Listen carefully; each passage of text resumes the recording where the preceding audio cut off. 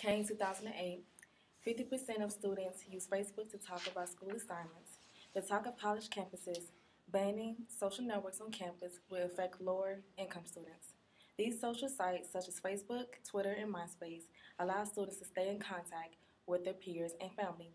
It also allows students to build and maintain relationships with others while still conversing over school assignments. From the perspective, using the social networks in teaching and learning context, students can only study better. In traditional classrooms, not all students completely absorb and understand the content taught in the class. When they do their homework, they might encounter some problems. With the social networking, they can have a discussion or collaborate with anybody, a teacher, a professor, or even authority in that field to solve the problem. The use of social networking can make students study effectively and efficiently. When they meet some problems, they can get help from the social networking or some intelligent technologies in time rather than waiting for teachers to answer their confusion in a couple of days. So it also saves a lot of time. With the social networking, it can also inspire students to study more. If the students are interested in some topic or field, they can use the social networking, surf on the internet, and read a great number of materials and resources that will broaden their horizon. It is a process of self-study. Banning social networks on campus would affect students who are not financially able to purchase their own computer. These students rely on college campus technology to do most of their homework and to stay in contact with others. Being able to view social networks on campus allows students to conduct their own research, collaborate with group projects, and so on. Since college students become so busy, sometimes the best way to stay in contact with other students is through social networking. Glinger 2009, there are so many positive things about these websites when they used appropriately.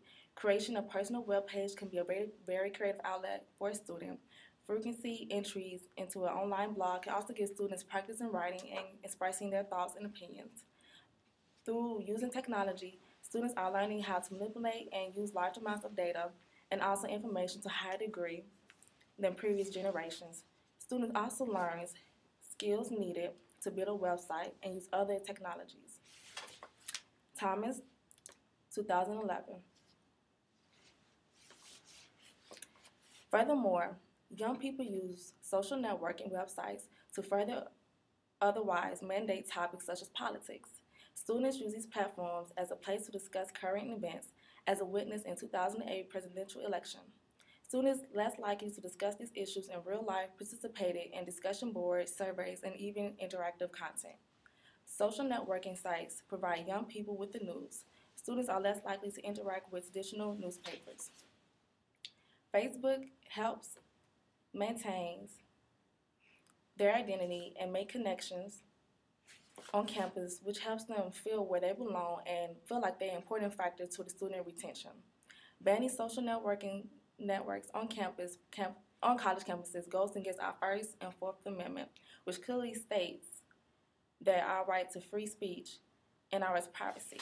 If colleges are so concerned with social networking students' productivity, maybe they should actually talk to the actual individual. We will now begin a 3-minute crossfire round of questions between the speakers who have already gone. How exactly does a ban of social networks affect lower income students? It would affect lower income students because students who are not financially able to buy computers will not be able to, they don't have the money to purchase computers in their apartments, so their only access is to go on college campuses to get to work on their assignments and their homeworks. Clarify how web surfing costs U.S. corporations about $63 billion annually is a harm.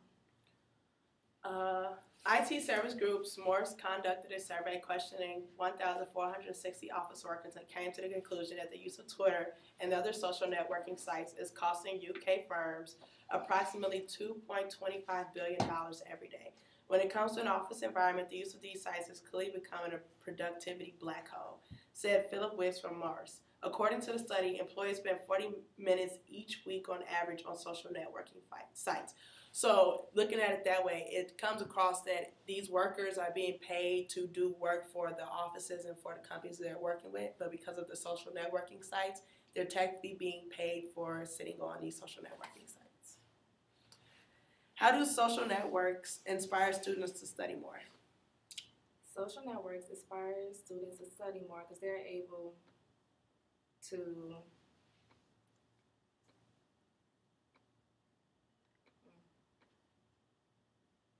they're able to be interested in any state of topic or field. They can use the social networking, surf on the internet to read any type of materials to help them with their group projects.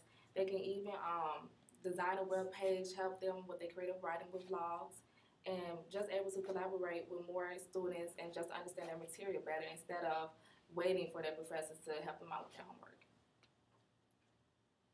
So clarify a relationship between Facebook usage and GPA. Facebook users and GPA.